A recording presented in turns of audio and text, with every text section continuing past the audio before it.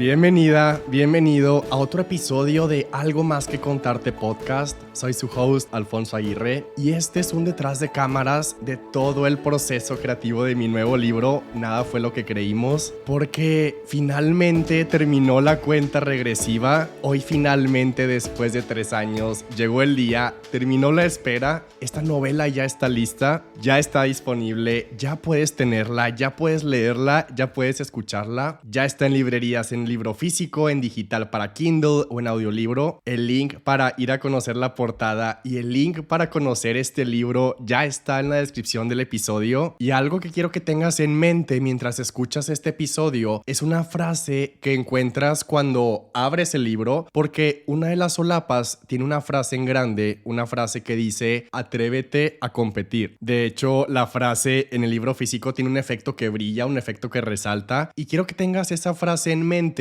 porque esta es la radiografía de un proceso creativo muy complejo. Y aunque tú no estés escribiendo un libro, probablemente sí estés construyendo algo o quieres construir algo. No importa si estás escribiendo un libro, creando un producto, una empresa o soñando con algo que todavía no tiene forma. Lo que aprendí en estos 3 años escribiendo esta novela no solo sirve para escribir una novela, sirve para terminar lo que empiezas, sirve para sostener un proyecto que te importa y para tomar decisiones grandes en tu vida personal y en tu vida profesional, y para avanzar incluso cuando lo único que tienes es tu intuición de que lo que estás haciendo vale la pena. Y este es el mapa de lo que pasa cuando te tomas en serio, cuando te tomas en serio a ti y a tus proyectos y a tu sueño, y cuando lo conviertes en una prioridad, cuando decides que no lo vas a abandonar. Así que este episodio te va a mostrar cómo se ve eso, cómo se siente, cómo se construye y qué estrategias puedes utilizar y cómo se sostiene hasta el final y hasta hacerlo realidad. Sobre todo las decisiones y lo que pasa después del entusiasmo inicial, cuando se acaba la motivación, y lo que pasa cuando sigues, incluso cuando ya no sabes si va a funcionar. Y si tú eres de los que tiene muchas ideas, muchas pasiones, muchos intereses como yo, este episodio también te puede cambiar la perspectiva, porque muchas veces pensamos que ser multipotencial significa tener 1000 proyectos abiertos al mismo tiempo o dedicarte a miles de cosas diferentes, pero eso solo te divide, eso solo te agota. Y este episodio te muestra otra forma de hacerlo, que es elegir un solo proyecto y llenarlo de todo eso que eres.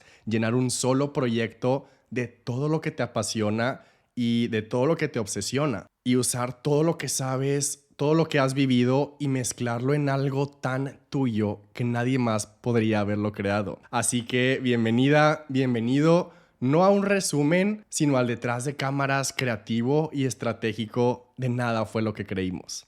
Y el proceso creativo de esta novela empezó en 2022. Yo acababa de vender mi empresa de suplementos y por primera vez en mucho tiempo tenía espacio. Tenía espacio en mi calendario, espacio en mi cabeza y espacio en mi vida para poder crear algo nuevo. Y así como se empieza cualquier cosa, empecé esta novela de la misma manera en la que se empiezan todos los proyectos, que fue abriendo un documento en blanco. Y en esa hoja en blanco escribí la palabra ideas. Y en ese momento no sabía todavía cómo se iban a llamar los personajes, no sabía cómo iba a empezar, ni siquiera cómo iba a terminar la historia, ni siquiera sabía el lugar donde se iba a desarrollar, pero sí había algo que tenía muy claro desde ese primer día. Y eso fue lo primero que escribí. Y era que quería que se tratara sobre 2 personas que se conocen y que crecen juntos para apoyarse en cumplir sus metas. Eso era lo que sabía. Y eso fue lo primero que escribí en ese documento de ideas, porque si me esperaba a pensar más, lo iba a postergar. Cuando estás empezando algo nuevo como una historia, una empresa, un proyecto, un producto, no empiezas nunca con todas las respuestas. Y eso no es una falla en el proceso, no es algo que deba ser frustrante, al contrario.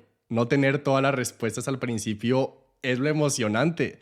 Y ese es el verdadero inicio de un proceso creativo. Porque si ya tuviéramos todas las respuestas desde el principio, no habría nada que descubrir. Y entonces sería lo contrario, no habría proceso creativo. Por eso cuando empiezas un proyecto, empiezas con espacio, con ese lienzo en blanco. Y ese espacio, aunque a veces se siente incómodo o aunque a veces se siente incierto, como si no hubiera garantías, eso es justo lo que te permite encontrar las respuestas. Y no importa lo que estés creando, como una nueva empresa, un journal, una marca de ropa, un podcast, una fundación, un producto, lo que sea, todo empieza así, con las posibilidades totalmente abiertas, con cosas que aún no sabes, pero siempre hay una o dos cosas que sí sabes. Porque aunque no tengas la historia completa, aunque no sepas todavía el modelo de negocio perfecto, el nombre o la estrategia, sí sabes al principio qué quieres provocar. Sí sabes cómo quieres que se sienta. De alguna manera ya sabes lo que quieres expresar y lo que quieres mover. Y esa era una de las cosas que yo sabía. Porque desde hace muchos años, antes de pensar en escribir una novela, siempre he admirado demasiado ese tipo de relaciones. Las relaciones que se ven como un equipo, como las parejas de poder que vemos allá afuera y que aparte son parejas de poder que están construyendo algo increíble o que están haciendo un bien en el mundo. Siempre me ha inspirado ese tipo de parejas. Desde que estoy en la universidad tengo ejemplos como los Clinton o como los Obamas, porque los Clinton y los Obamas, más allá de lo político, siempre me parecieron el ejemplo perfecto de cómo dos personas con sueños muy grandes pueden acompañarse en el camino, sin apagarse, sin limitarse, sino al revés, potenciándose el uno al otro. Y yo siempre he sabido que yo también quiero eso. Yo quiero construir ese tipo de relación. Yo quiero construir una relación así. Una relación donde haya mucha admiración mutua, donde haya estructura, donde haya conversaciones difíciles, donde haya compromiso y muchas ganas de crecer juntos. Yo lo veo como construir una relación donde no se trata solo de compartir tu vida, sino de construirla juntos. Y por eso para mí era tan importante que esta historia tuviera eso al centro. Yo no iba a escribir sobre relaciones pasajeras ni sobre relaciones donde todo es un caos. Yo quería escribir sobre una relación fuerte, con visión, con entrega, con mucha dirección. Porque yo sé que allá afuera muchas veces lo que escuchamos es todo lo contrario. Escuchamos los divorcios, que ya nadie quiere un compromiso. Y a ver, claro que eso es lo que vende. Por eso lo ponen en las series y por eso lo ponen en las películas. Eso siempre vende, lo pasajero, lo superficial, lo inmediato. Claro que vende lo de tener relaciones con quien sea y lo de andar con todo el mundo y vivir el momento, porque lo hacen ver emocionante, lo hacen ver cool, como si eso fuera éxito. Y que eso venda no es algo nuevo, eso ha sido durante toda la historia y no significa que va a dejar de existir o que todo eso va a dejar de llamar la atención y tampoco es pretender que no existe ese mundo, pero no es lo único que existe. Allá afuera también hay personas que están viviendo diferente y están haciendo todo lo contrario. Allá afuera sí hay personas que sí quieren comprometerse, hay personas que sí quieren construir a largo plazo, sí hay personas que ya están apoyándose mutuamente en sus proyectos, en sus ideas, en sus lanzamientos y en sus empresas y en sus metas. Y yo quería que mis personajes fueran el recordatorio de que sí existen las personas que se quedan, que sí existe alguien que va a admirar tus metas, sí existe alguien que no va a tener miedo de impulsarte, de retarte, de acompañarte a construir eso que tú sueñas. Y quería contar una historia que nos haga volver a creer que eso sí es posible y que sí existen relaciones con dirección, con conversación, con sueños compartidos, relaciones donde los dos se eligen sin apagarse y donde el amor no es una distracción, es también una estrategia y es una fuerza y es una alianza. Porque en un mundo que nos enseña a vivir por momentos, yo sabía que quería escribir algo que nos haga pensar en años y en décadas y en los planes y en compromisos que valen la pena. Pero no solo quería contar la historia de una pareja que ya tiene un imperio o una pareja que ya cambió el mundo y que ya lograron todo. Más bien quería que pudiéramos ver cómo se empieza eso, cómo se ve eso al principio, cuando apenas las dos personas se están conociendo y cuando el mundo todavía no los conoce. Y entonces todo surgió de esa pregunta de ¿qué pasa cuando dos personas sueñan tan grande que en lugar de limitarse se multiplican?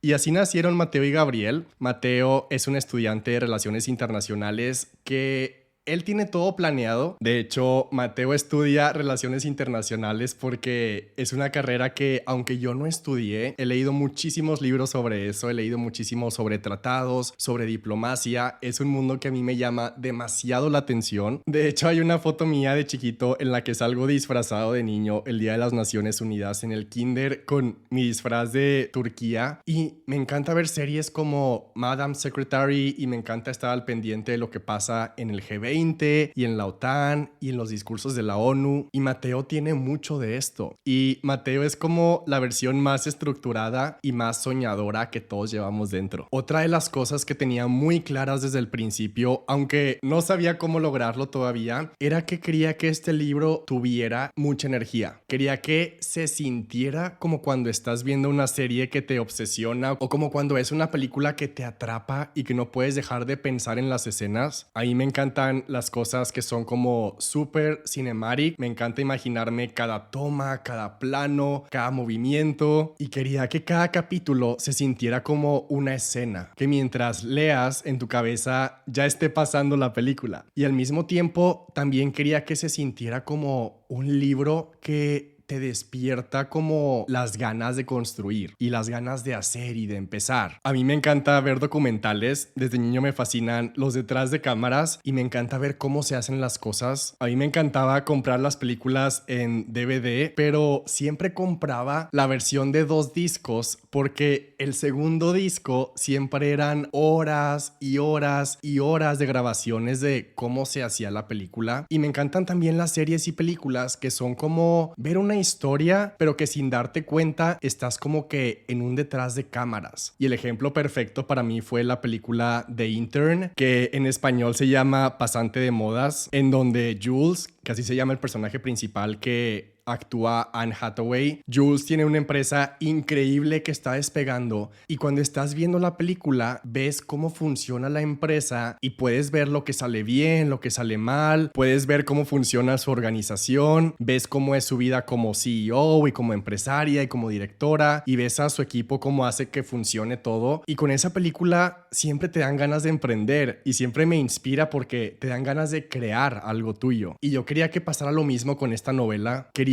que mientras leas se te antoje crear. Y hay 2 universos del cual vas a poder ver todo este detrás de cámaras lleno de energía, y uno de esos 2 lugares, uno de esos 2 universos donde vas a sentir ese detrás de cámaras como si tú también fueras parte. Uno de ellos es Columbia University, que es el lugar favorito de Mateo, es el campus donde estudia, porque Columbia no es solo una de las mejores universidades del mundo, es también un lugar donde se reúnen personas de todas partes y de todas las carreras con una cosa en común, y es que todos ahí quieren cambiar el mundo. Todos ahí quieren hacer algo que importe. Y como mencionaba, el sueño de Mateo es trabajar en las Naciones Unidas y hace todo para poder llegar ahí. Y no solo trabajar ahí, su sueño más grande es ser secretario general, que es el puesto más alto. Y por eso Columbia es perfecto, porque Columbia es exigente, porque te reta y porque está lleno de personas que piensan diferente y que vienen de realidades diferentes. Y esta universidad en la historia representa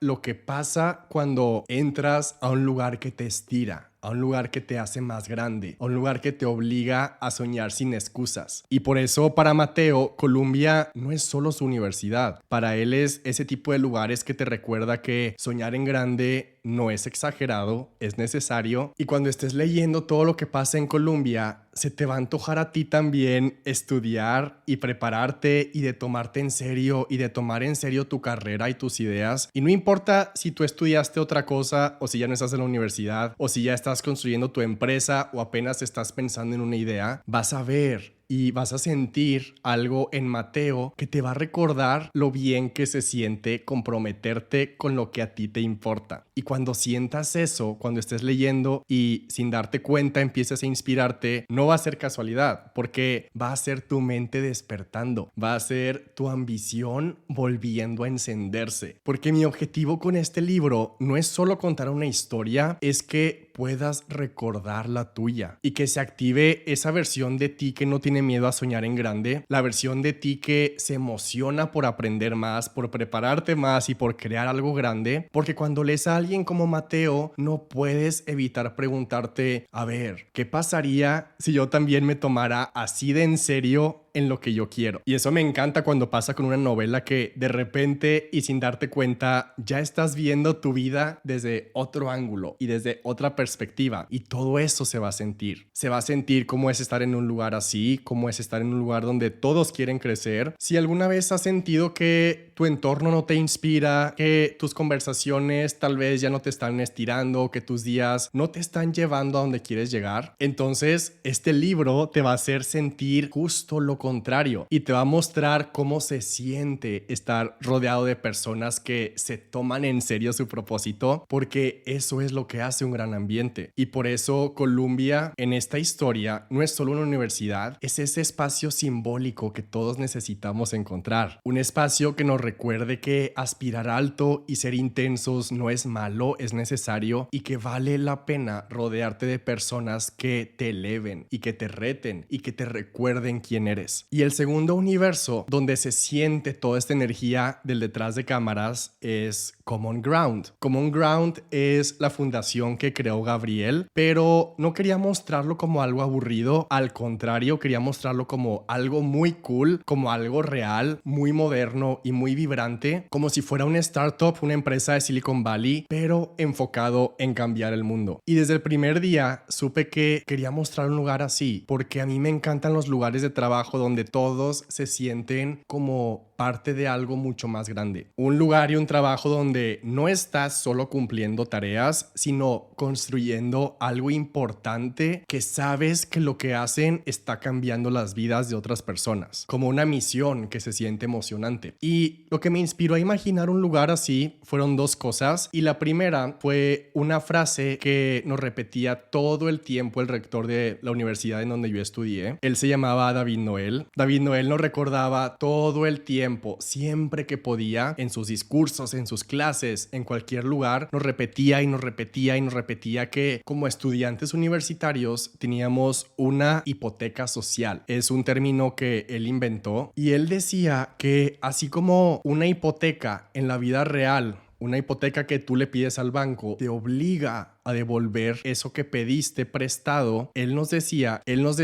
todos los días que nosotros también teníamos una deuda. Nos decía que teníamos una hipoteca con el mundo y con la sociedad, porque él nos decía que aunque no lo viéramos así y aunque fuera difícil de verlo, la vida ya nos había dado mucho, y lo que él trataba de hacernos ver como rector era que si estábamos estudiando significaba que la vida nos había dado muchas oportunidades y que la vida nos había dado educación, y que si estábamos ahí seguramente era porque teníamos a personas que nos habían apoyado, y eso no se podía quedar ahí, teníamos que devolverlo, teníamos que regresar lo bueno que estábamos recibiendo. Por eso él le llamaba hipoteca social. Y David Noel acaba de fallecer hace un par de semanas, y lo tengo muy presente porque eso siempre se me quedó marcado, eso de devolver al mundo y de devolver todo lo bueno que te ha pasado. Y eso es exactamente parte de la personalidad de Gabriel, porque Gabriel no solo quiere ayudar, Gabriel sabe que tiene que hacerlo, porque él también fue ayudado cuando él lo necesitó, y no puede quedarse de brazos cruzados, porque la segunda cosa que me inspiró para crear a Gabriel fue una historia personal, fue una historia muy cercana, la de uno de mis abuelos, porque mi abuelo Mario quedó huérfano cuando él tenía 7 años, igual que Gabriel, pero mi abuelo en la vida real, cuando él se quedó huérfano a los 7 años, él se quedó completamente solo, él se quedó sin oportunidades, se quedó sin poder estudiar, se quedó sin nadie que lo cuidara, sin absolutamente nada de dinero, y honestamente no sé cómo lo hizo, pero lo logró. Y ha contado muchas veces que hubo un punto en el que cuando él era niño tenía que buscar comida, muchas veces hasta en la basura. Ha contado que tenía que perseguir gallinas para encontrar huevos, y no sé cómo, pero creció, y más adelante conoció a mi abuela y formaron una familia y construyeron un negocio que empezó siendo muy chiquito, pero ese negocio fue creciendo con el paso de los años. De hecho, cuando cuando yo nací, abrieron la primera sucursal y gracias a ese esfuerzo, ahora nosotros, sus nietos, tenemos otro tipo de oportunidades y podemos pensar en viajes y en cosas que él ni siquiera pudo darse el lujo de pensar. Y eso fue un cambio generacional demasiado grande y demasiado impactante para mí. Cómo pasas de extrema pobreza y estar completamente solo a los 7 años a tener una familia y a poder haber construido una familia sin tener el ejemplo de cómo era tener una y no tener nada, y ahora tener nietos que estudian en universidades privadas y que viajan por el mundo, y un nieto que escribe libros, y ahí me vuela la cabeza y nunca me voy a cansar de contar su historia. Pero lo que más me ha marcado a mí, aparte de su historia, también es su personalidad. Porque aunque a él no lo ayudó nadie, él ayuda a todos.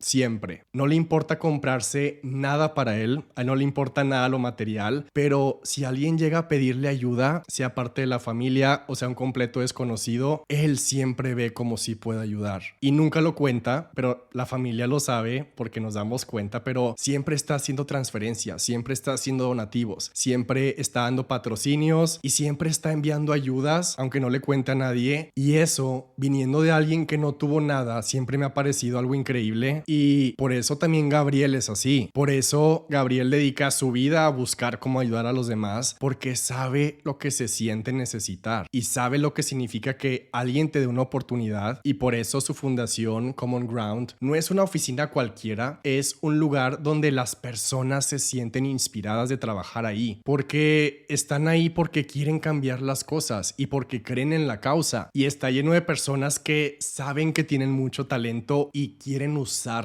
para algo que importe, algo que cambie las cosas. Y nunca quiero que se nos olvide que sí hay personas como mi abuelo que después de haberlo perdido todo deciden ser la persona que aún así devuelven lo bueno. Y entonces, cuando tú estés creando algo, piensa en las personas que más admiras. Piensa en lo que te encanta de tus abuelos, lo que te encanta de tus amigos, los personajes que te inspiran. Piensa en las pasiones que tenías cuando eras niño y en las series que te obsesionaban, en los temas que te emocionan y que ya pasaste mucho tiempo investigando en su momento, y en todas esas cosas que pensaste que nunca las ibas a usar para nada y que aparentemente eran como hobbies u obsesiones inútiles. Todo eso no es casualidad, al contrario, son pistas. Todo eso son piezas, todo eso es materia prima. Y si hoy estás construyendo algo o tienes planeado hacerlo, un libro, una marca, un proyecto, una empresa, no empieces desde cero, empieza desde ahí, desde lo que ya te mueve, porque muchas veces las respuestas están en lo que ya viviste, las respuestas están en lo que a ti te formó, en lo que a ti te inspiró, porque crear algo poderoso no es inventar algo desde cero, es unir todo lo que alguna vez ya te importó. Y después de eso, lo primero que hice fue planear la historia antes de escribir el libro. Hay un proceso que a mí me encanta, que es el que enseño en la Academia de Escritores, que se llama documentar. Y no nada más sirve para escribir novelas. Documentar es algo que transforma una idea suelta en algo que vas descubriendo y en algo que va tomando forma. Y eso es algo que no solo me ha servido para esta novela, porque la planeación, la estructura, eso siempre es la manera en la que a mí me gusta abordar mis proyectos. Porque antes muchas veces me pasaba que me lanzaba directo a la ejecución y por eso nunca terminaba. Pero cuando planeas, realmente cuando planeas no estás perdiendo el tiempo, más bien estás ahorrando energía. Es como diseñar los planos con los que vas a construir tu casa o tu edificio, y no puedes empezar si no tienes esos planos. Y cuando tienes ese mapa, puedes avanzar más rápido y puedes avanzar con más enfoque, porque cuando llega el momento de ejecutar, ya no estás adivinando, ya estás construyendo sabiendo lo que estás haciendo. Siempre he pensado que si fracasas al planear, estás planeando fracasar. Y cuando terminé mi planeación de toda la historia, ya con todos los personajes, también hice un pinboard, hice un Pinterest de cómo se veía cada personaje para poder saber exactamente qué expresiones usa, cómo se viste, qué le gusta, y también hice un outline final. Un outline final es una lista de capítulos con lo que pasa en cada capítulo, lo que pasa en cada escena. Pero para poder llegar a ese outline final tuve que hacer muchísimas modificaciones planeaciones, porque en un outline final ya todo tiene que estar perfectamente acomodado para que tenga sentido. Una historia, una novela, siempre tiene como estos momentos y estos picos que hay tensión, o los picos de emoción, o los picos de felicidad, o los picos de duda, los conflictos, las dificultades, y todo esto tiene que estar acomodado en un outline final. Y fue uno de mis más grandes retos creativos, de los más grandes que he tenido, porque tuve que conectar la historia de muchos personajes en una sola y hacer que todo tuviera sentido y que todo tuviera un inicio, y todo lo que pasa en la historia quería que se sintiera como una serie o como una película. Eso es lo que yo quería, y que tenga un mensaje y que tenga un final muy impactante, y eso fue súper difícil de lograr, pero cuando lo terminé fue increíble porque imprimí ese outline final, imprimí esas hojas y nunca más las volví a soltar. Eran las hojas de lo que pasa en cada capítulo, y eso todos los días lo consultaba. Y aquí lo más importante de planear tus proyectos, sobre todo los proyectos creativos, planear no significa controlar cada paso. Planear más bien significa crear el espacio donde la creatividad puede dirigirse, para que la creatividad pueda crecer todos los días, pero con dirección. Porque, a ver, sí tenía un outline con cada capítulo y ya tenía una lista, una planeación de lo que pasa en cada escena, ya sabía hacia dónde iba la historia, pero era mi trabajo todos los días escribir esas escenas, y era un trabajo de todos los días escribir los diálogos y hacer que fuera súper emocionante y real y retador, y que se sintiera triste o con tensión o con emoción, porque aunque ya tengas una planeación, todos los días te sientas otra vez frente a una página en blanco, y aunque ya sabes qué escena viene, lo que no sabes todavía cada día es cómo lo vas a contar. No sabes todavía cómo lo vas a describir o qué palabras exactas vas a elegir. Y ahí es donde entra el proceso creativo diario. Y entonces una cosa es planear, y ese proceso se cierra y se termina. Pero cuando terminas esa planeación, después cada día toca descubrir cómo transmitirlo. Y a partir de que terminé la planeación, pude empezar ahora sí a escribir el libro. Y es una rutina que recuerdo con mucho cariño porque todavía vivía en casa de mis papás. Todo esto fue antes de mudarme, y cada día me despertaba, todos los días iba a mi clase de yoga y después me bañaba, me preparaba, agarraba mi mochila, mi planeación, mi libreta, porque aún no teníamos journals, y me iba todos los días al mismo café, siempre al mismo café. Es un Starbucks que está casi a la vuelta de casa de mis papás, y siempre elegía la misma mesa, y siempre pedía un café americano con leche deslactosada, siempre me tomaba 2, y al final, ya cuando terminaba la mañana, siempre desayunaba un croissant. Esa era como mi señal de cierre, como si cada croissant fuera una pequeña celebración de haber cumplido con el día de escritura. Y algo que fue increíble de esas cosas que a veces solo pasan una vez en la vida es que verdaderamente tenía tiempo, tenía mucho espacio y tenía la oportunidad de enfocarme al 100% porque había vendido mi empresa y porque me lo permití y me di el permiso de vivir este proceso creativo a mi ritmo, con mis reglas. Y no nada más fue escribir, me di el permiso de hacer esto como una gran experiencia. Y esto que voy a contar honestamente no estaba planeado, pero una de las cosas más increíbles fue lo que vino después, porque un día estaba en el café escribiendo como todos los días, y ese día vi una historia en Instagram de alguien que estaba en Washington, D.C. Y a ver, yo he visto miles de series y miles de películas que suceden en Washington, D.C. y esta persona me dijo: deberías venir, te encantaría. Y como que ese día solo me quedé pensando, a ver, ¿por qué nunca he ido a Washington si siempre he querido ir? Y esa misma noche ya tenía mis vuelos comprados, y entonces tomé un avión, no por un plan, sino por una corazonada, y sin saberlo fue el viaje que me enseñó cómo se siente estar en el lugar correcto para seguir creando mi proyecto. Fue uno de los mejores impulsos porque Washington DC terminó siendo todo lo que necesitaba. A veces lo que estás buscando no está en tu casa ni en tu mente, muchas veces está en otro lugar esperando a que vayas. historias. Y ahí en Washington, D.C., cada día me iba a escribir a un día frente a la Casa Blanca, otro día con vista al Capitolio, otra en una esquina con vista al monumento a Lincoln. Y ahí, en medio de tanta historia y en medio de tantos símbolos y tanto arte, escribía muchísimo. Yo no sabía que Washington, D.C. me iba a gustar tanto. Para mí es una de las ciudades más limpias, más organizadas, más pensadas que he visto, y tiene museos por todas partes. Prácticamente es una ciudad construida para los museos. Es como si la ciudad entera dijera: aquí venimos a aprender, aquí venimos a imaginar. Y uno de esos días en Washington descubrí una librería, una cafetería entre todas las que visité, que se llama Kramer's. No es una librería gigante, no es la más famosa del mundo, de hecho es chiquita, pero tiene algo que no puedo explicar, que tiene como una tienda de libros al frente y un porche con techo de cristal atrás. Y no sé, a mí se me hace increíble y es uno de mis lugares favoritos. Kramer's obviamente aparece en la historia, y ese viaje me recordó otra cosa que también siempre me ha inspirado, porque en los documentales que he visto de cómo hacen las películas de Disney o de Pixar o todas las películas, siempre hay escenas de, por ejemplo, cuando van a Islandia a estudiar glaciares, cuando iban a hacer Frozen, o cuando recorren Escocia para poder capturar cómo eran los castillos y la cultura y la naturaleza para poder hacer Brave, la película que en español se llama Valiente, o cuando visitaron los pueblos de México por semanas enteras para poder entender súper bien cómo funciona el Día de Muertos, para poder hacer la película de Coco, o cuando viajaron a Colombia para poder crear la película de Encanto. Y eso es algo que se hizo una tradición desde que estaba Walt Disney en 1900, porque cuando hicieron Blancanieves, me parece que como en 1930, fueron a explorar los castillos de España y el castillo de Sevilla, y cuando hicieron La Bella y la Bestia fueron a Francia, y desde entonces Walt le llamaba viajes de investigación, y son una parte súper importante del proceso creativo de cualquier película que hagan, porque si vas a crear una historia, si vas a crear un mundo y un universo, primero tienes que sumergirte en él. Es como poder cambiar de ambiente para inspirarte y para meterte por completo y de lleno en lo que estás creando. Es como cumplir al pie de la letra lo que siempre digo de desayuna, come y cena tus propios proyectos, y eso es lo que hace que las ideas crezcan, pero eso es lo que también hace que lo que escribes se sienta real. Y eso fue lo increíble de Washington, y también fue la primera vez que experimenté cómo se siente diseñar tus días y diseñar tus experiencias alrededor de un proyecto. También visité demasiados museos, y en cada museo sentía que entraba como a otra dimensión. Un museo dedicado a los presidentes, otro a las mujeres que pelearon por sus derechos, por su voz, por su voto, otro de la historia de la NASA, donde puedes ver la evolución de cómo llegamos al espacio. Y todo eso, toda esa historia, todo ese legado te hace recordar lo que significa soñar tan en grande. También entré a museos de arte, de ciencia, de tecnología, de historia, de la revolución industrial, y de cada museo salía con la cabeza tan llena de ideas, tan lleno de otras perspectivas, porque cada museo es como evidencia de lo que el ser humano ha logrado cuando se enfoca. Y por eso en el libro hay una escena en un museo, de hecho hay una conversación súper interesante que tienen Mateo y Gabriel, y están como preguntándose si el arte debería de quedarse en los países de origen o si está bien que esté repartido por el mundo, que es como el dilema eterno de si el arte debería estar en los museos o en su contexto y en su país original. Y como Washington es una ciudad llena de historia y de personajes muy importantes, hay otra conversación que escribí después de un día entero en un museo de historia, y en esa escena Mateo está escribiendo un ensayo y Gabriel lo está ayudando, y se hacen una pregunta que yo también me he hecho muchas veces, la pregunta de si las personas que cambiaron el mundo, si las personas que cambiaron la historia sabían y se daban cuenta de lo que estaban haciendo, como cuando firmaron la independencia, o como cuando fundaron las Naciones Unidas, o como cuando inventaron la imprenta, la vacuna, la computadora o el internet. Y la pregunta es si se daban cuenta estas personas todo el impacto que estaban teniendo. Y esa conversación termina en una de mis conclusiones favoritas, que es una idea que me mueve y una creencia que yo también tengo, y es que siempre que alguien hizo historia, había alguien increíble también a su lado, una persona especial, alguien que creyó en esa persona y que lo acompañó y que lo impulsó y que celebró cuando llegaron a esas victorias y a esos logros, porque nadie construye un imperio solo. De hecho, más adelante, Gabriel dice algo parecido, casi al final, y dice: eres un reflejo de la persona que te acompaña. Y después de haber experimentado este viaje de investigación en Washington, siguieron muchos más. El siguiente obviamente fue Nueva York, porque tenía que conocer lo que hacen en el campus de Columbia, tenía que conocer a qué lugares van, tenía que conocer a la perfección cómo se transportan, en dónde compran la comida diaria, qué hacen en sus tiempos libres, cómo son sus rutinas, qué apodos tienen los lugares del campus. Tenía que conocer todos esos detalles para que se sintiera todo mucho más real, porque quería escribir desde la experiencia, no desde la suposición. Y fueron varios viajes como este en Nueva York, y eso es algo que me ayudó muchísimo a poder describir los lugares, las calles, la energía, el clima, las sensaciones. Y no nada más tuve viajes de investigación, también tuve viajes de inspiración. Realmente estaba como súper desconectado del mundo, pero estaba tan conectado con la historia. Un día tomé un tren de un día entero por toda la costa de California, solo porque quería escribir en un tren todo el día con una vista al mar, con una vista increíble. Y en cada uno de esos viajes de inspiración llevaba todo mi material de escritura y yo llegaba a todas partes y mi objetivo era siempre escribir. Hay una frase que Mateo dice en la historia en un momento muy importante, y Mateo dice: gracias, Nueva York, sabía que tarde o temprano me cambiarías la vida. Y esa es la misma sensación que yo también tengo de Nueva York, porque esa también es una frase que yo puedo decir, porque en Nueva York terminé de escribir mi segundo libro. Aquí vine tantas veces a seguir encontrando personajes, a seguir encontrando escenas, diálogos y lugares que forman parte del libro. Y entonces este libro no fue un libro escrito en un solo lugar, fue una historia escrita en movimiento, en cafés de Nueva York, en trenes frente al mar, en librerías y museos, en estaciones de metro, en aeropuertos, en parques, en hoteles, en bibliotecas. Una vez me quedé adentro del Met más de 7 horas escribiendo, y entonces cada ciudad me daba una energía distinta y cada lugar dejó una huella en la historia, y eso se siente en la novela. Y tal vez por eso siento que el libro tiene tanta vida, porque no fue una historia pensada para quedarse en un solo lugar, fue una historia que viajó mientras era escrita, y cada ciudad agregó algo. Una frase, una idea, una emoción, una escena. Y eso no se me va a olvidar nunca, porque realmente ha sido el proceso creativo más increíble con el que pude haber soñado. Y todo esto me dejó una lección, y es que los lugares no solo se visitan, los lugares también se absorben. Porque si algo te inspira, si un lugar te está llamando, es por algo. Si una ciudad te hace soñar, si una cafetería te hace pensar, si una librería te da paz, eso también es material creativo. Entonces, no subestimes los lugares que te hacen bien, no subestimes los entornos que te despiertan ideas. Y cuando tú estés creando algo, puedes darte el permiso de moverte y de buscar y de explorar y de preguntarte: a ver, ¿qué lugares me llaman? ¿A dónde siempre he querido ir? ¿Qué lugares ya generaron algo en mí? Porque tú también mereces vivir un proceso creativo que también se sienta vivo. Y a ver, honestamente, yo pensé que el proceso creativo iba a ser más sencillo. Yo no sabía que me iba a tardar 3 años enteros. Sí pensé que escribir esta novela iba a ser un proceso más corto, y que me iba a sentar, que iba a inspirarme, que iba a escribir y terminar, y que todo iba a fluir y que todo iba a salir a la primera o a la segunda, pero no. Realmente ha sido el proceso más largo de toda mi vida, el más retador, no solo por el tiempo que tomó, sino por todo lo que implicó sostener tanto tiempo la meta, y sostener el compromiso, y sostener el enfoque, y sostener la energía cuando ya no había. Y hubo días en los que honestamente sentía que todo era demasiado, porque aunque estaba viajando, también estaba estudiando teoría narrativa y estaba estudiando storytelling, estudié los arcos de los personajes, estructura, aprendí sobre ritmos, sobre diálogos, analicé películas, obras, novelas, y aún así muchas veces sentía que nada de lo que estaba haciendo estaba encajando. Uno de esos días me acuerdo perfecto que estaba con mi journal, con mis libretas, con mi computadora, viendo que no llevaba ni el 10% después de tanto tiempo, después de tanto estudio, tanto análisis, tantos borradores, tantas ideas, y solo veía todo lo que me faltaba y estaba ese día escribiendo más capítulos porque dejar de escribir no era opción, pero ese día jamás se me va a olvidar porque no dejaba de llorar y de llorar y de llorar. Creo que nunca más había llorado de esa manera porque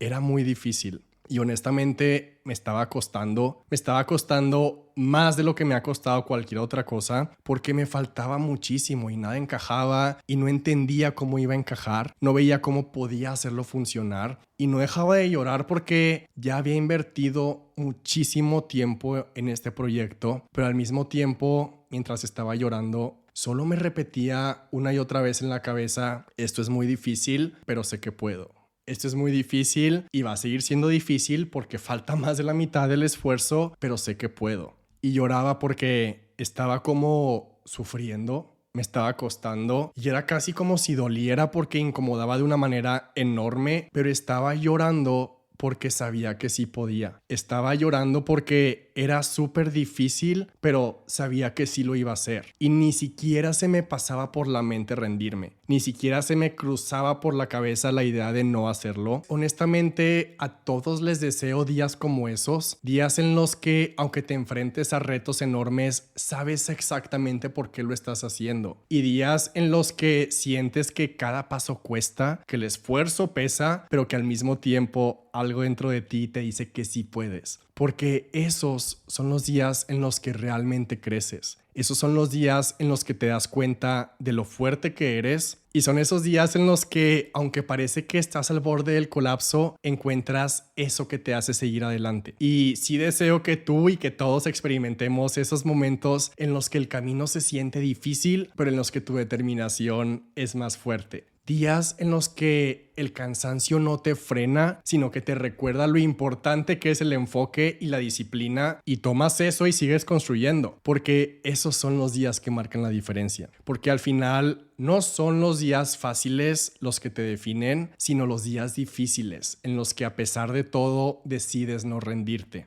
Y creo que esa fue una de las lecciones más importantes que me dejó escribir esta novela. Entender que el proceso creativo, cualquier proceso de crear algo que a ti te importe, ya sea un libro, un producto, una empresa o un proyecto creativo, no se trata solo de inspiración ni talento, y menos de que las cosas fluyan. Se trata de decidir quedarte. Y poco a poco, a partir de ahí, las piezas empezaron a encajar. No de golpe, no al día siguiente y no de un día para otro. Y me servía muchísimo también repetirme: no me voy a quejar de este cansancio porque es la oportunidad que tanto soñé y la oportunidad que tanto pedí. Y durante estos 3 años tuve que decir que no a la mayoría de los planes. Tuve que decir que no a la mayoría de las cosas, a la mayoría de las invitaciones, a la mayoría de las distracciones, porque si no proteges tu tiempo, nadie más lo va a proteger por ti. Si no tomas en serio tu proyecto, nadie más lo va a tomar en serio por ti. Y yo sabía que si decía que sí a una cena, estaba diciendo que no a una mañana creativa. Si decía que sí a una comida o a un desayuno, estaba perdiendo un día de escritura. Y si dejaba que las demás personas decidieran cómo usaba mi energía, entonces esta historia nunca iba a terminarla, porque las ideas no se escriben solas, los libros no se terminan solos, los sueños no se cumplen solos, se cumplen cuando los priorizas. Y siempre me repito que en lo que te enfocas es lo que crece, y eso implica proteger lo que estás construyendo, aunque nadie más lo entienda todavía.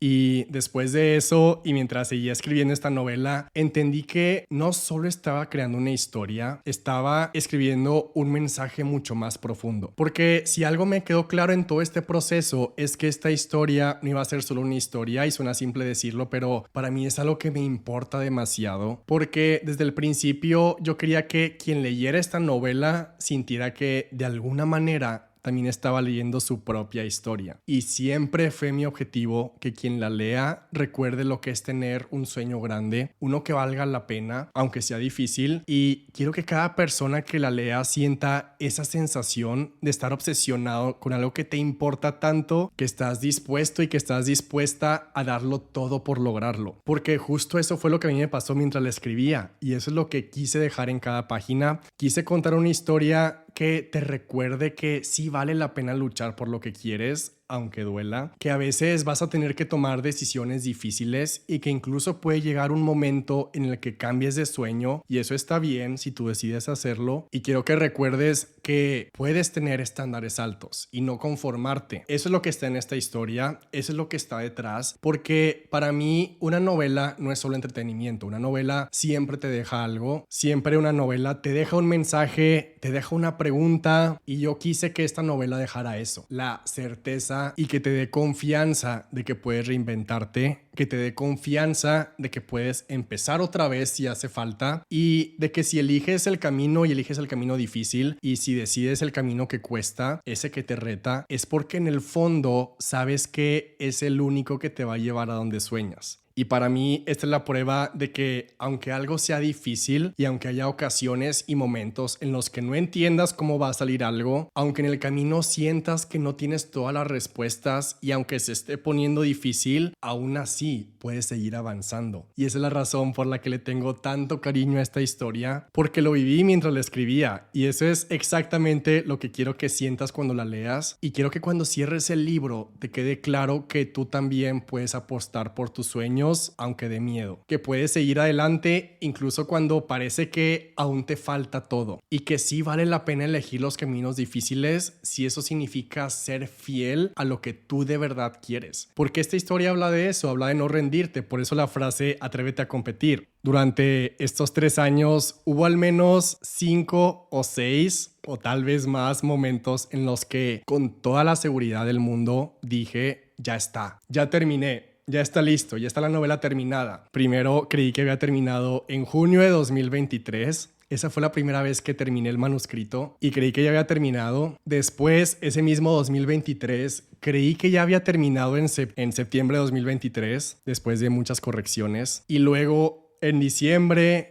y después otra vez en febrero, pero ahora febrero 2024. Pero no, todas esas veces no había terminado. La última gran edición, que duró casi todo un mes entero, fue ahora en noviembre de 2024 y fue hasta los primeros días de enero de este año de 2025, el 3 o 4 de enero, fue hasta este momento que se cerró el archivo por última vez y ya de manera definitiva. 1 año y medio después de que creí que ya había terminado la primera vez. De hecho, siempre que veía documentales de cómo hacían una película y decía que se tardaban 3 o 4 años en terminar la película, yo pensaba, es que ¿por qué? ¿Por qué no se apuran? Y no lo entendía, pero ahora lo entiendo perfecto, porque cuando algo te importa de verdad, no lo haces apresurado, no lo haces rápido, no lo haces por cumplir, lo haces con paciencia, pero elevando la calidad de lo que vas a entregar. Y te tardas, pero te tardas porque te importa y porque quieres que cada escena, cada palabra esté a la altura de la historia que soñaste al principio. Te tardas hasta que lo que creaste esté a la altura de lo que soñaste. Y que te tome tiempo no significa postergar, que te tome tiempo no significa que lo vas a dejar todo hasta el final. Al contrario, significa que te importa lo suficiente para dedicarle tiempo todos los días, pero para no hacerlo a la fuerza ni con prisas, pero sí avanzando cada día. Y hay algo que nunca voy a olvidar, porque justo cuando creía que ya lo tenía todo, llegó el momento más incómodo del proceso, el momento en el que alguien que admiras mucho te dice esto no está funcionando, y fue el momento exacto en el que le entregué la novela a Vero. Verónica es mi agente literaria, es como una manager para los escritores, y cuando le mandé el manuscrito yo ya sabía algo, yo ya sabía que el primer capítulo no estaba bien, yo ya había tenido un grupo de beta readers, un grupo de lectores prueba, y ya sabía que el primer capítulo era confuso, que era un poco caótico y que no estaba listo. Fue el capítulo que más me costó hacer, pero también sabía que el resto del libro ya estaba listo.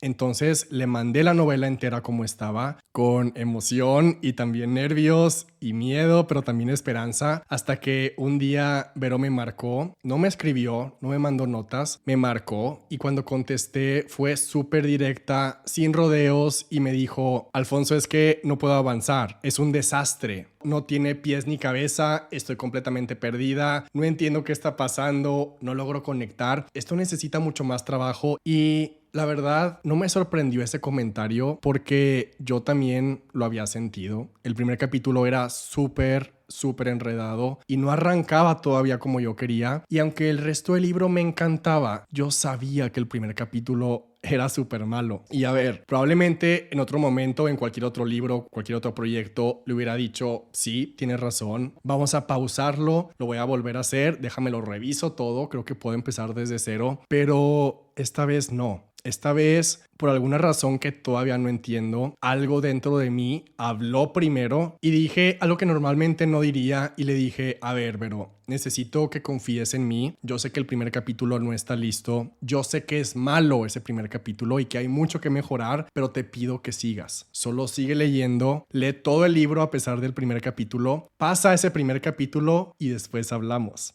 Y ella lo hizo y confió, y durante esas semanas en mi cabeza me estaba imaginando ese posible peor escenario, un escenario donde todo salía mal y donde me decía que el libro entero era un desastre y que iba a tener que rehacerlo desde cero, y eso me iba a tomar más años, como si el sueño se me cayera todo antes de empezarlo. Y entonces habíamos quedado en un día, y ese día Vero me volvió a marcar, nos conectamos por videollamada, yo estaba súper nervioso, con el estómago hecho un nudo, nos conectamos y lo primero que noté fue que Vero estaba sonriendo. Y durante casi 2 horas enteras estuvimos hablando y me dijo que le encantó todo, y ella me empezó a platicar todas sus partes favoritas, las escenas que la conmovieron, las frases que subrayó, los personajes que se le quedaron grabados, y me estaba contando cómo se había sentido, cómo se había emocionado, y yo no podía creerlo. Yo estaba esperando un derrumbe y que todo saliera mal, y me dijo que la historia funcionaba y que estaba casi lista. Y al final de la llamada, Vero me entregó el manuscrito lleno de anotaciones, porque sí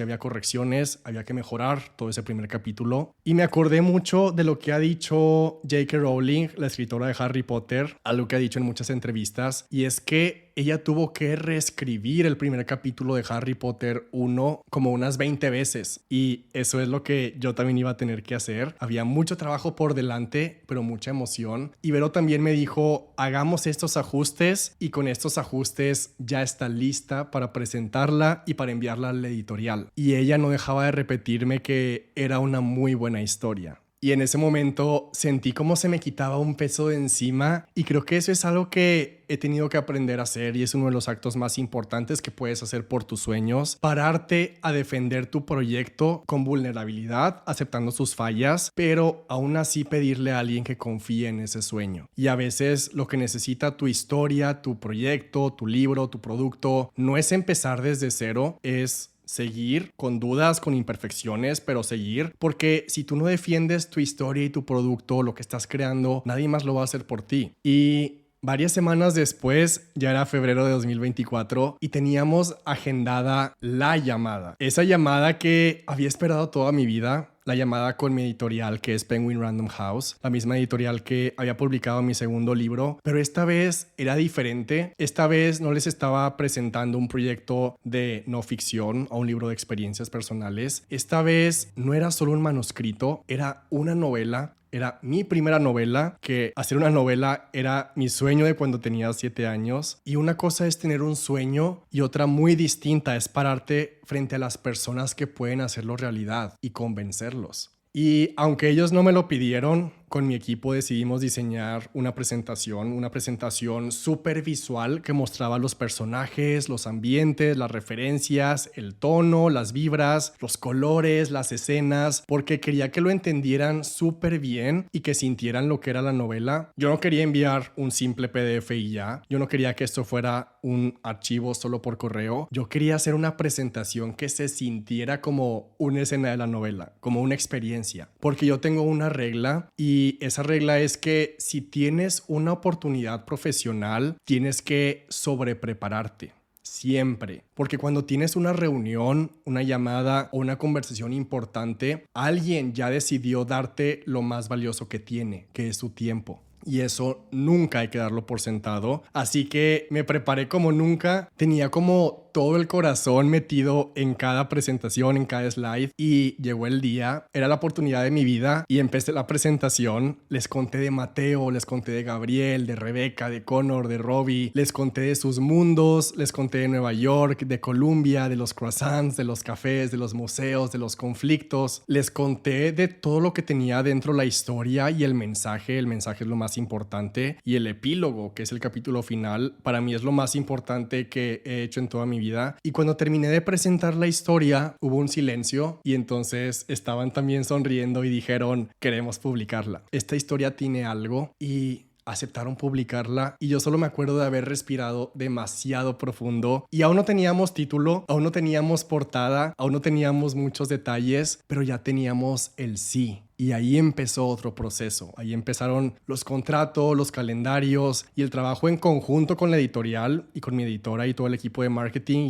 y de diseño de Penguin. Y aunque todavía faltaba más de un año para que se publicara, yo ya estaba lleno de agradecimiento y ya estaba sintiendo que era una realidad. Y honestamente no quiero que se me olvide esa sensación. Y no quiero restarle importancia porque ahorita sí, ya conozco personas que trabajan en esta editorial. Ahorita ya tengo muchos amigos escritores, conozco personas en todas las editoriales, pero no quiero acostumbrarme a que eso siempre fue igual. No quiero que se me olvide lo que esta oportunidad significa porque hace 10 años, hace 5 años, yo no conocía a nadie y yo no tenía contactos fuera de mi ciudad chiquita y yo no tenía acceso a ninguna persona en ninguna editorial ni a nadie en la industria. Por eso mi primer libro lo autopubliqué en 2019, yo solo desde cero. Y por eso ahora que estoy aquí no lo doy por hecho y no lo minimizo y nunca quiero dejar de celebrarlo porque aunque ahora ya tengo el privilegio de trabajar con la editorial más grande del mundo y sé que es un privilegio que miles de autores matarían por poder publicar con esta misma editorial, yo sé que también fue el sueño que yo tenía y si algo me prometí es que no quiero que esto se vuelva común. Cada vez que publique algo, quiero volver a celebrarlo con ilusión y con mucha emoción porque yo sé cómo me quebraba la cabeza para poder publicar algún día con ellos. Y yo también veo cómo rechazan 3,000 o 4,000 manuscritos cada mes y por eso para mí esto no es solo una historia publicada, es la prueba de que los sueños que parecen imposibles sí pueden hacerse realidad. Imposible hasta que se hace literalmente. Son posibles si te preparas y si estás dispuesto y si estás dispuesta a quedarte. Y cuesta, pero nada se compara con hacerlo realidad. Nada se compara con que te den un sí.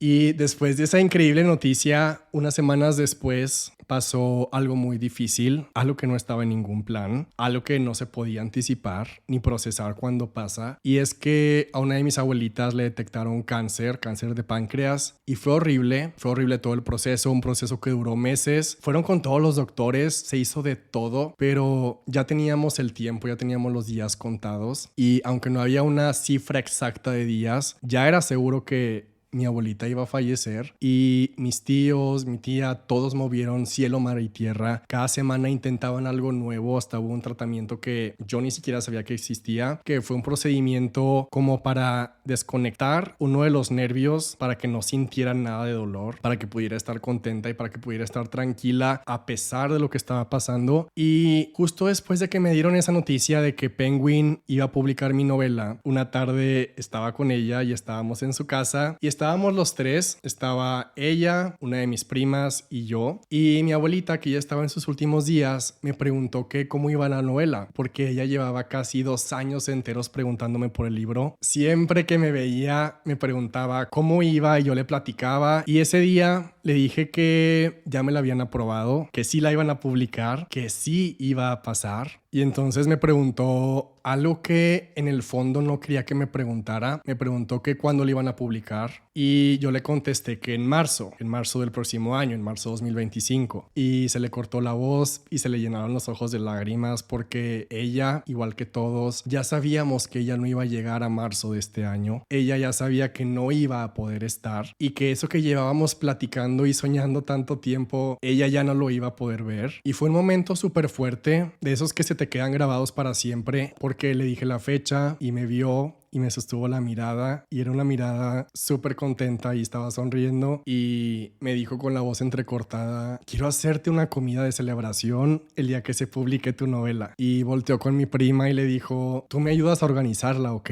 Pero lo dijo sabiendo que ella ya no iba a estar aquí y aún así queriendo estar, como queriendo dejar su presencia. Y ahora que la novela ya está publicada, no puedo dejar de pensar en ella y en cómo me hubiera encantado sentarme a su lado y abrir el libro con ella y decirle: mira, aquí está. Porque ella sabía que este era mi sueño desde niño y porque ella amaba los libros y le encantaba todo lo que yo hacía. En su casa tenía todos los periódicos y recortes de noticias donde yo he salido y siempre presumía mis otros libros con sus amigas. Y cuando era chico, ella me llevaba a sus clases de meditación y me llevaba a las ferias de los libros, a sus reuniones de clubes de lectura con sus amigos, me llevaba al teatro, a cenas y siempre creía en mí y en mis proyectos. Y hoy que ya no está, me doy cuenta de todo eso que dejó sin que yo me diera cuenta. Y aunque no está aquí para esa comida de celebración, yo sé que sí está. Y esta novela de muchas formas también es para ella, porque cuando alguien cree en tus sueños desde antes de que tengan forma, eso se queda grabado para siempre y eso no muere nunca. Después de eso, siguieron los meses de trabajo con la editorial muy intensos para encontrar el título y la portada. Y puede sonar superficial, pero realmente un título y una portada es la forma en la que tu historia se presenta al mundo. Es como una puerta. Y si esa puerta no conecta, tal vez nadie entre a ver lo que hay dentro. Y eso me importaba muchísimo porque queríamos que la portada no solo se viera bien, queríamos que hiciera mucho sentido. Y durante meses enteros hacíamos listas gigantescas de opciones para el nombre, hasta que después de meses llegamos a la opción de nada fue lo que creímos. Y lo único que puedo decir es que hay una escena exacta en donde se menciona el título y todo va a tener sentido. Realmente es un título que también forma parte de la historia. Semanas después llegó el mensaje más esperado de todos, porque mi editora nos escribió: tenemos portadas. Y yo me acuerdo que estaba en mi departamento y respiré profundo, abrí el correo, abrí el archivo, eran diferentes propuestas, como 4, y me quedé en silencio, pero me quedé en silencio porque vi las portadas y no me gustaron. No me gustaron nada, no me gustó ninguna y estaba como enojado, pero al mismo tiempo frustrado y como, no sé, muchas emociones raras, como decepcionado, porque cuando algo te importa tanto y ves que lo primero que el mundo va a conocer de tu historia no se parece en nada a lo que imaginaste, es como un golpe bajo, porque yo sentía que no representaba lo que era la historia y ninguna de las opciones capturaban lo que quería que se sintiera. Y ahí empezó una de las semanas más frustrantes que he tenido. De hecho, hicimos como 20 versiones por nuestra cuenta. Mi equipo probó colores, conceptos, símbolos, tipografías, dibujos y nada conectaba del todo. Yo estaba súper frustrado y al final de la semana era viernes a las 11 de la noche y yo estaba en el gimnasio, pero no estaba ahí como para entrenar, estaba ahí porque me tenía que desestresar. Estaba también intentando pensar, estaba intentando como calmarme y buscando una respuesta. En un libro que leí de Hillary Clinton, en un capítulo, ella cuenta que cuando tiene crisis o cuando tiene dudas, siempre se imagina como que ella misma platicando con Eleanor Roosevelt, o piensa qué haría Eleanor, porque es de las personas que más admira a ella, y eso se me quedó grabado. Y entonces a veces yo hago lo mismo, pero ese viernes a las 11 de la noche usé la tecnología porque abrí ChatGPT y le pregunté: a ver, ¿qué haría Hillary Clinton y qué haría Bob Iger, el director de Disney, si estuvieran en esta misma situación, con esta frustración creativa de la portada? Realmente no estaba buscando datos, estaba buscando como una perspectiva diferente y quiero leer las respuestas que me dio.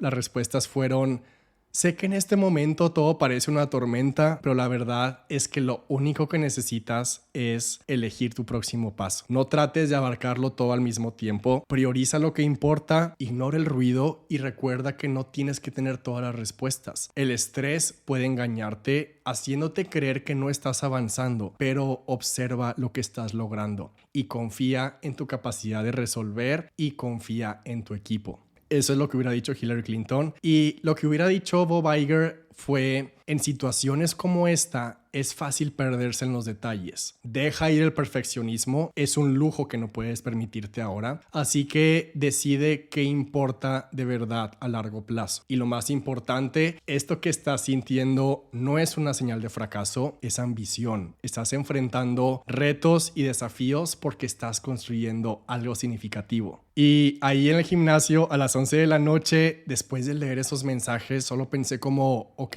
es cierto, qué privilegio estar estresado porque estás eligiendo la portada de un libro en el que trabajaste por 3 años y que va a estar en todas las librerías. Y eso me calmó y me reubicó y me recordó que ese estrés no era un obstáculo, era parte del camino, y me di cuenta que el estrés no significa que estás fallando, significa que te importa lo que estás haciendo. Y lo que hicimos fue volver a leer la novela entera, la leímos en tiempo récord, no para editarla, sino para volver a conectar con todo su centro y para recordarnos cómo se sentía cada escena. Y mi equipo y yo preparamos en tiempo récord un PDF súper largo y súper completo con todas las referencias que podían ayudar al equipo de diseño. Entonces estaban detallados elementos como el campus de Columbia, el teleférico, los croissants, los blazers de Mateo, Nueva York, y pusimos palabras, objetos, tonos, símbolos que están en la historia. Era como una especie de mapa emocional y visual. Queríamos que se entendiera no solo la estética, sino el alma de todo el libro. Honestamente, mi equipo es el mejor y literalmente leyó la novela en 1 día y medio para poder hacer este documento y lo enviamos a la editorial, y pasaron más semanas. Y entonces, en enero de 2025, llegó otro mensaje. Otra vez mi editora nos escribió, y esta vez fue diferente porque esta vez abrí el archivo y sentí algo completamente diferente. No fue estrés, no fue confusión, no fue frustración, porque las 3 o 4 propuestas eran increíbles. Y fue súper diferente porque ahora sí empezó la emoción de elegir. No de rescatar, no de arreglar, sino de elegir la mejor versión. Y ahora el nuevo reto era elegir solo una. Y aprendí algo muy importante en ese momento, y es que cuando algo te importa tanto, no puedes conformarte con un más o menos. Tienes que ir hasta el fondo, tienes que irte profundo y tienes que decir lo que piensas y asegurarte de que sea la mejor versión. Porque esa es la diferencia entre publicar algo versus presentarlo con mucho orgullo. Y esa es la portada que hoy tiene esta novela, una portada que no fue fácil de encontrar ni de diseñar, pero que representa exactamente lo que es esta historia. Allá afuera hay portadas que solo muestran un título, pero también hay portadas que te cuentan una historia sin decir una sola palabra. Y esta es de esas portadas. La portada de Nada fue lo que creímos no fue pensada solo para hacer una imagen bonita, fue diseñada para hacer una experiencia y para hacer arte. Por eso tiene como esos detalles como pinceladas,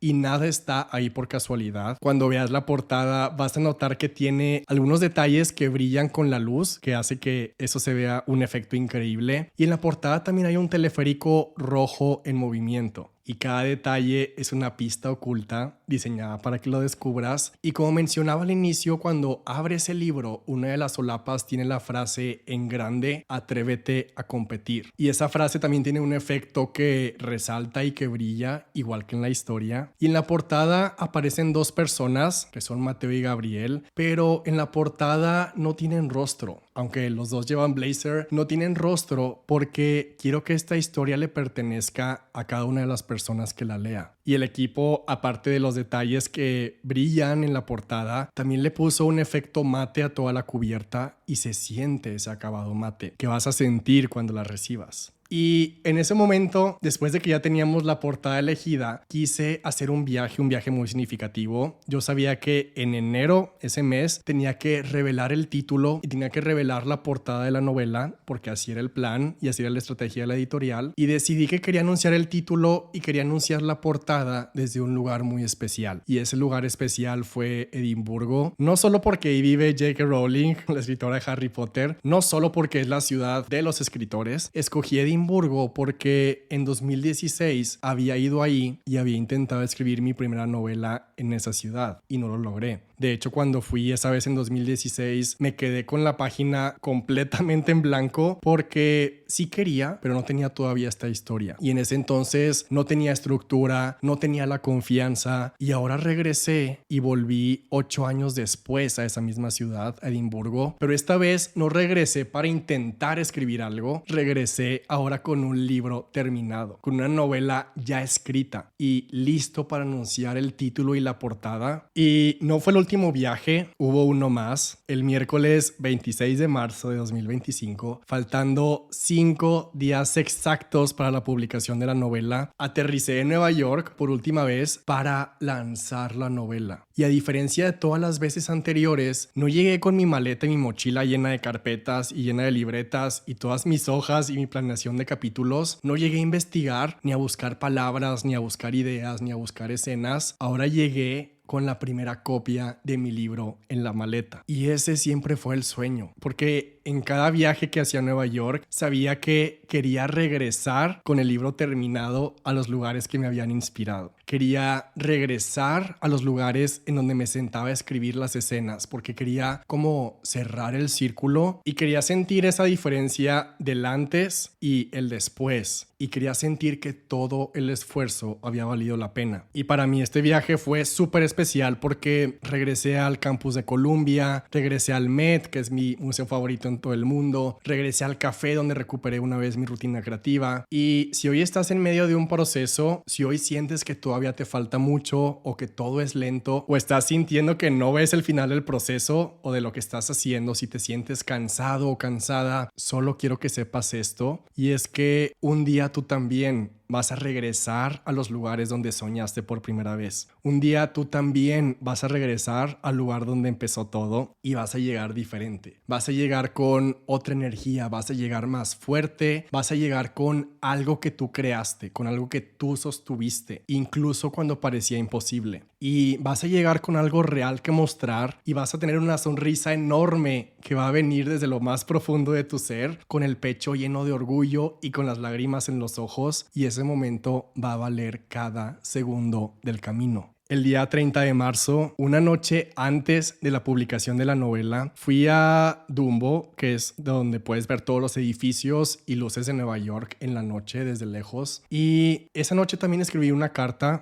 con todo lo que pensaba y todo lo que sentía una noche antes de que el día llegara, una noche antes de que el sueño se cumpliera. Y esa carta decía esto: mañana es el día. Y justo ahora que faltan horas para que se publique la novela, lo único que puedo pensar es que te deseo que tengas muchos días así. Días en los que falten solo horas para lanzar lo que más has esperado. Días en los que sientes nervios y el estómago revuelto de emoción y adrenalina todo al mismo tiempo, porque no son días comunes. Son los días que llegan después de sostener una meta durante mucho tiempo. No las metas pequeñas, las grandes. Porque no es suficiente soñar, hay que moverse, hay que tomar decisiones que incomodan y luchar por lo que vale la pena a largo plazo y hacerlo con todo lo que tienes. Porque el mundo necesita lo que solo tú puedes crear y lo que solo tú puedes hacer. Que esta historia sea un recordatorio de no quedarte en las sombras, de atreverte a competir, de apuntar a la luz y a las alturas y de ir por lo que realmente te importa. Porque es mejor intentar cosas extraordinarias aunque se vean riesgosas. Como dijo Theodore Roosevelt, es mejor atreverse a cosas grandes y triunfar aún con errores y fracasos, que estar como las personas que no disfrutan mucho ni sufren mucho porque no conocen ni la victoria ni la derrota. ¿Qué es eso que más quieres y que tanto te da miedo? Porque hoy podría ser un buen día para hacerlo. Tal vez no todos quieran escribir un libro como yo, pero todos tienen un sueño: llegar a las Olimpiadas, lanzar un producto, abrir una empresa, irse a vivir a otro país, independizarse, ser embajador, mostrar su arte, subir de puesto, formar una familia. Solo mantente listo, mantente lista, conoce tu poder y conoce el reto, porque todos podemos crecer para llegar a ser lo que queremos.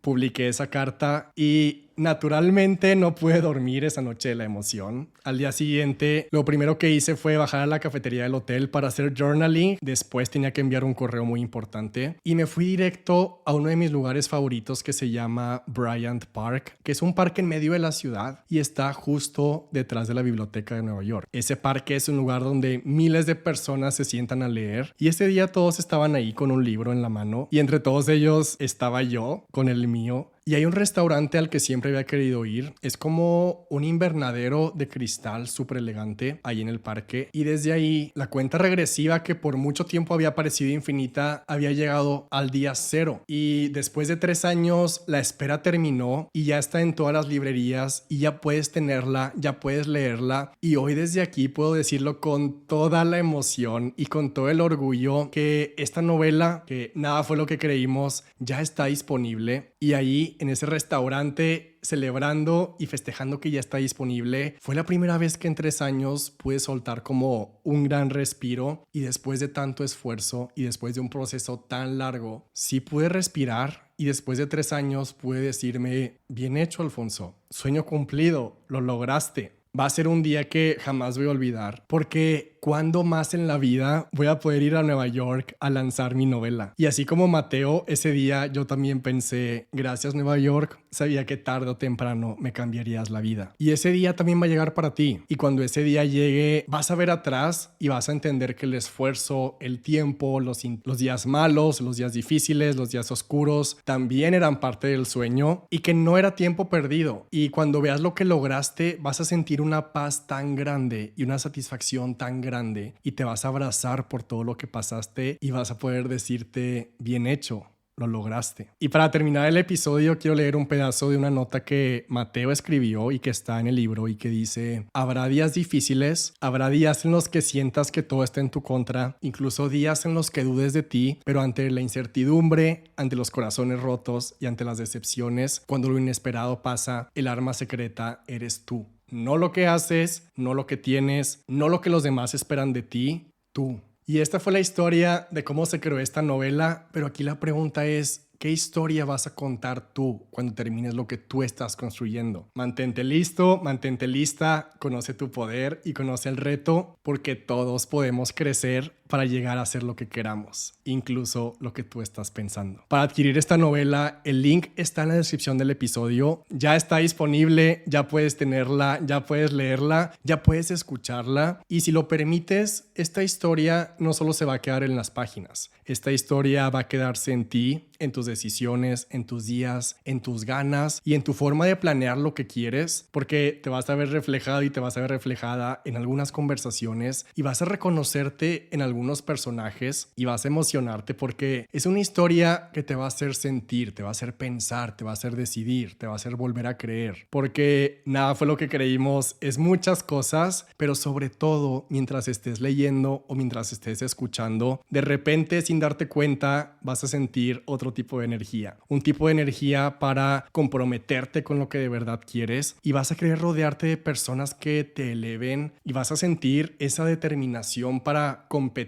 por lo que más quieres y por lo que más te emociona y vas a querer apostar por la historia que solo tú puedes escribir, por la historia que solo tú puedes contar. Y aquí termina el proceso creativo. Esto fue el camino para escribirla y el camino para publicarla, pero todo esto fue la preparación y ahora lo que sigue es lo más emocionante porque lo importante es la historia que está dentro del libro y ya quiero que puedas ser parte de esa experiencia. Ya quiero que conozcas a todos los personajes y que seas parte de cada momento de la historia y sobre todo que llegues al capítulo final, porque desde la página 1 hasta el final, entre las pláticas, las conversaciones, los momentos de decisiones y ese epílogo, ese final, es todo lo que siempre he querido contar. El link para el libro físico y la versión digital en todos los formatos o la versión para Kindle o audiolibro está en la descripción del episodio. Les mando un gran abrazo y nos vemos en el siguiente episodio de Algo Más que Contarte Podcast y nos vemos en la novela.